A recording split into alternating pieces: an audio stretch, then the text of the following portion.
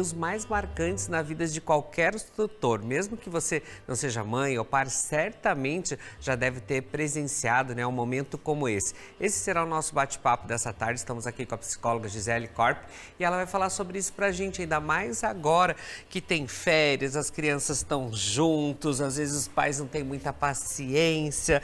Boa tarde, Gisele. Boa tarde. Bem-vinda aqui ao nosso Ver Mais para falar de um assunto aqui tão importante e que os pais têm que ficarem atentos também, né? E eu queria que você explicasse para a gente, então, assim, como diferenciar, então, uma birra de uma necessidade real? Porque às vezes é só manha também, né? Para nós, a gente coloca como uma manha. Para a criança é sempre uma necessidade a birra dela, né, Mauro? Então, às vezes, o que acontece? A criança não tem maturidade para lidar com a frustração, para lidar com aquele não que recebe dos pais, então vem a birra. A gente coloca um limite, vem a birra. Porém, às vezes, essa birra também pode ser uma necessidade real. Pode ser sono, pode ser fome, pode ser frio. Então, é importante a gente ficar de olho nos sinais que a criança vem apresentando. É isso, é muito importante também. Mas assim, qual que é a fase que geralmente as crianças começam a fazer essa birra? E por que também? Porque tem uma fasezinha ali que eles... Eu já sou tio-avô, né? Então a gente sabe que tem uma fasezinha ali que eles estão mais teimosinhos. Sim, ali também, né? Que ela aparece mais, se sobressai mais, né? A birra, a criança já vai começando com ela desde os 6 meses. Que a criança vai percebendo em volta, né? Que a criança tem vontades, que a criança também se nega a algo, então a criança vem aparecendo desde a birra dos 6 meses, mas ela tem muita ênfase aos 2 anos, que quando já tem, a criança começa a amadurecer um pouquinho mais e ela se percebe como sujeito.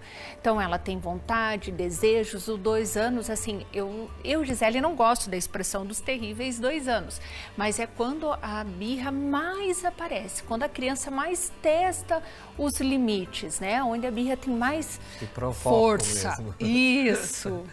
E isso aí, Gisele, ela pode ir aumentando, ela pode ir piorando, como que funciona? Até que idade vai indo essa birra ali? Ela pode, assim, ó, tudo depende da criação dos pais. E outra coisa, a gente vem com um aplicativo de fábrica que chama personalidade.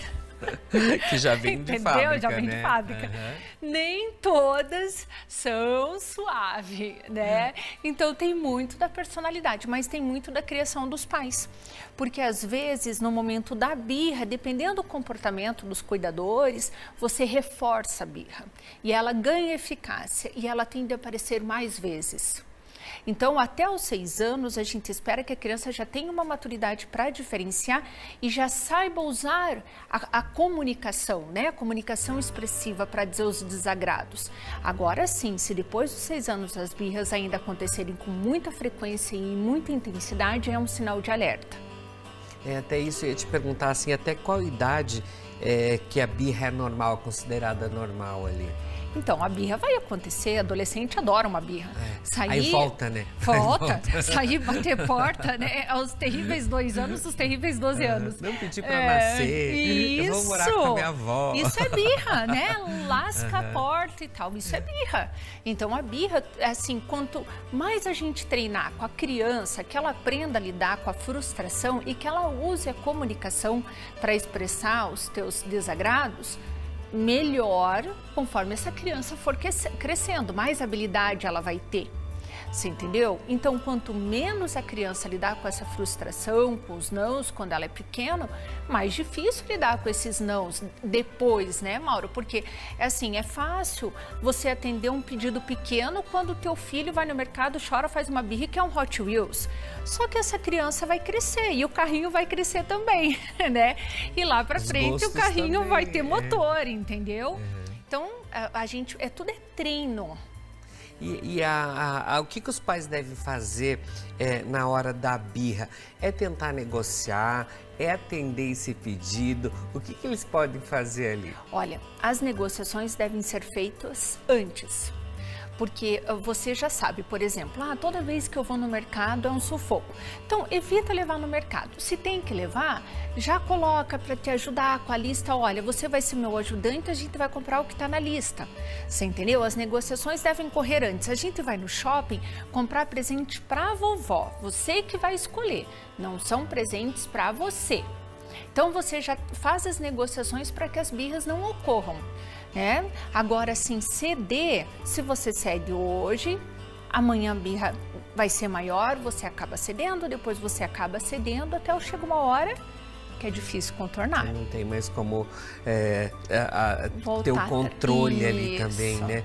Mas e quando a birra, assim, ela acontece em ambiente público, o que fazer? Às vezes a gente fica com vergonha pelos pais, e a gente vê que o pai fica com vergonha também, né? O que fazer nesse momento ali? Então, a criança está jogada no chão, você abaixa, a criança está gritando, você fala, olha, eu não estou conseguindo te compreender, você está gritando, eu não entendo gritos, vamos conversar, se acalma, tenta acolher a criança, né? Agora, se é uma criança que já tem um padrão, que ela já sabe que a birra funciona, ela vai usar muito. Então, deixa a criança fazer birra, fica de olho, não deixa se machucar, mas não atende. Porque é uma criança que já viu que a birra é atendida, ela vai usar sempre, né? Então, assim, as pessoas olham, né? Mas às vezes olham muito mais no sentido de ver se consegue te ajudar em alguma coisa, se pode fazer alguma coisa para você, do que se realmente, nossa, que feio, né? Criança fazendo birra. E assim, às vezes é birra, né? Mas tem muitos pais também, Gisele, que não sabem dizer o não. Né? Que dicas que você daria para esses pais? Porque às vezes a gente sabe que é importante desde pequeno aprender o não também, muito, né? Senão muito. Depois elas vão saber falar claro, não também. Muito importante, a criança tem que frustrar, tem que ficar frustrada, é de criança que se aprende. Então, por exemplo, se o pai não sabe dizer não, o que é muito importante também, Mauro, às vezes a mãe, a maioria das vezes a mãe que fica com a criança, ela está tão esgotada que ela não consegue dizer não.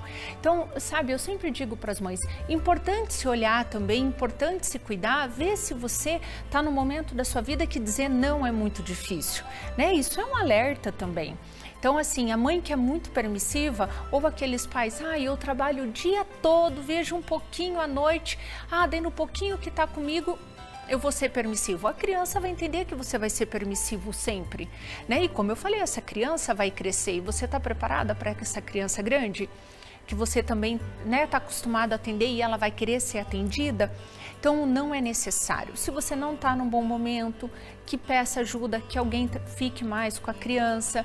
Não faça combinados que você não vai cumprir.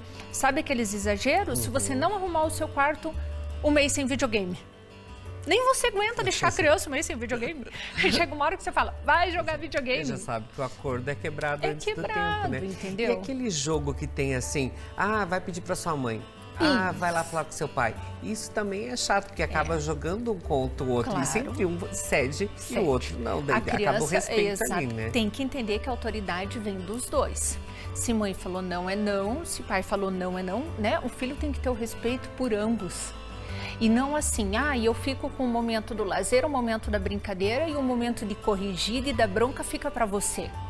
Isso não é legal para o relacionamento, nem com os pais, com os filhos e nem entre os pais. É importante ficarem atentos a isso também. Mas o pessoal está interagindo com a gente lá, Gisele. Tem uma pergunta do Paulo César. Como saber se é birra ou é dor? O Paulo César de Cascavel mandou a pergunta para a gente. Então, quando a criança ainda é muito pequena, que ela tem essa ausência dessa fala expressiva, de conseguir pontuar, eu sempre brinco que bebê chora, a gente tem que testar todos os buraquinhos, né? Dá uma apertadinha aqui, dá uma olhada na garganta, uma apertadinha na barriga, mexe um pouquinho com as pernas. Se você quer a birra se intensifica, é dor, né? Agora, assim, se você percebe que até então a criança vinha bem e de repente começou com a birra, porque a criança que sente dor, ela vem um pouco mais amuada. Por isso que eu falo, criança dá sinal. Você entendeu? Então, por exemplo, tá no horário que ela sempre dorme, você tá na rua e a criança tá numa baita de uma birra, poxa, tá no horário que ela sempre dorme. Entendeu? Tá com sono, né? Então, vocês tiveram um evento, fugiu do horário que a criança está acostumada a comer. Aí de repente começa aquela birra. Então, a criança, ela dá sinais de que alguma coisa vai acontecer. E tem como evitar essa birra infantil que aconteça? Tem como fazer algum trabalho, alguma coisa antes? para se preparar também. Os combinados, né? Os combinados sempre tem que acontecer antes. Então, como por exemplo, vamos no shopping, qual é a função? Você precisa que a criança compreenda do jeitinho dela a função de estar indo no shopping, sabe? Às vezes os pais falam assim, eu não vou explicar porque ele não entende. Não, criança entende, com certeza. Criança tem dois tipos de linguagem, a linguagem expressiva e receptiva.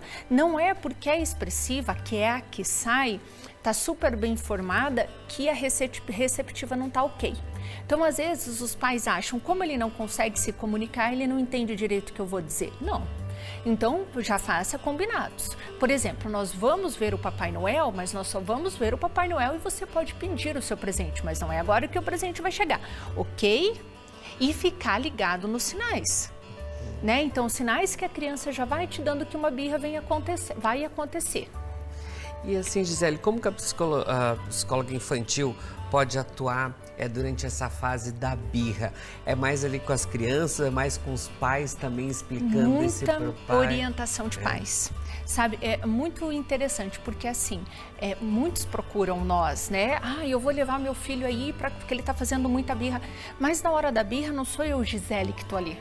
Então, como que eu vou modelar o comportamento? Então, a orientação são feitas aos pais para que na hora que a birra aconteça, os pais estejam preparados para modelar esse comportamento.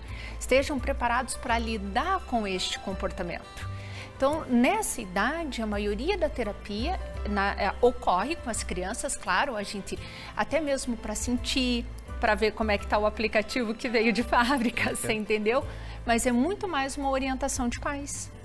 E assim, Gisele, essa vinda pós-pandemia, desses 2 anos, a busca no consultório está sendo maior dos pais, porque de repente eles perderam o controle ou eles conheceram os filhos deles mesmo, passarem mais tempo em casa? Exatamente isso. Por passarem mais tempo com as crianças, sabe? Observar mais, sentir mais. Então, às vezes, a escola pedia, mas a gente não observa. Claro, a maior parte do tempo a criança está na escola. Então, quando eles vieram para dentro de casa, alguns pais realmente ficaram de cabelo em pé. Meu Deus, que agitação motor é essa? Tem energia para 10. Então, realmente, a procura aumentou. Aumentou até para aprender a lidar mais com as crianças. E assim, e a procura é mais pela birra mesmo, ou é o fato dos pais não terem o controle ali? Porque de repente não é só a birra, é a teimosia também, o fato de quererem coisas que não pode. O que procuram mais ali? Procuram bastante, às vezes confundindo até com um transtorno. Né? Então, assim, hoje a gente se escuta falar mais sobre os transtornos, tem mais acessos a eles, então, às vezes, confundem algumas características que as crianças vêm apresentando. E aí a preocupação dos pais. Olha, até aqui está normal ou preciso me preocupar? Então, isso é legal também, porque os pais vêm até a gente justamente nesse sentido. Eu que não estou sabendo lidar, é alguma coisa que requer um pouquinho mais de atenção. Isso foi muito legal. Então tem que ficar bastante atento a isso aí também, né? Espero ter ajudado vocês aí de casa, tirando essas dúvidas aí também. Vou deixar o Insta da Gisele ali, de repente se vocês têm dúvida, querem saber mais também, como a psicologia infantil trabalha tudo isso aí, o que é transtorno, o que não é, como a Gisele falou, que às vezes é só o fato de você conversar e você saber negociar também. Gisele, gratidão, bom retorno pro consultório. Obrigada, venha mais adorei, vezes. Perdeu o medo certeza. Agora? Pode vir mais vezes? Ela tava com um pouquinho de medo, falei pra ela no psicólogo. Eu falei, ao vivo não dói, gente. Verdade. Gratidão, obrigado. Vou mandar um beijo pra filhota, cadê ela? Fugiu, né? Isso, ela tá assistindo ali pela TV, Alice, esperando o beijo. Alice. Alice tá ali, então Alice, um beijo pra você. Um beijo pra avó também, né? A avó Olga Bongiovanni tá lá assistindo a gente. Gratidão, obrigado. Obrigada. Bom, gente, o que você pode fazer se algum eletrodoméstico queimar durante uma tempestade? Segundo o PROCON, o consumidor tem direito a pedir o ressarcimento do